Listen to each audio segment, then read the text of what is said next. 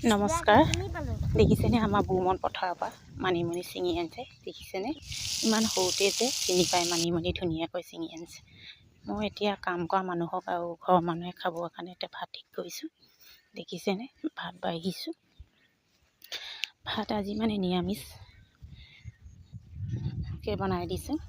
মূলা আলু দাইল এনেকৈ এখন, আৰু ইফালে মই বগৰী আচাৰ আৰু বেলফৰি আচাৰ লগত দিছোঁ। আৰু দেখিছেনে আপোনালোকে মাছ কেইটামান ফ্ৰাই কৰিছিলে যে এই কাম কৰা মানুহবোৰকে দিবৰ কাৰণে।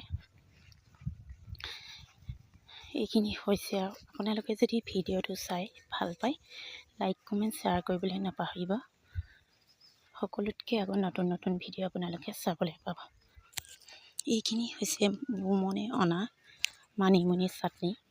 মানিমুনি চাটনিৰ লগত মই বিলাহী এটা পিটিকি দিছোঁ পুৰি লৈ। পোহাটো আপোনালোকক দেখুৱাবলৈ নহ'ল বাৰু, ধুনীয়াকৈ চাটনি কৰি দিছোঁ। কেতিয়াবা চাবচোন নিৰামিষ চব্জিয়ে খাবলৈ খুব ভাল লাগে। আৰু দুপৰীয়া আহাৰটো নিৰামিষ হ'লে বেছি ভালেই লাগে বাৰু। আৰু পটককৈ যোগাৰ কৰিব নহ'ল, সেইকাৰণে এনেকৈ বনাই দিছোঁ। ভিডিঅ'টো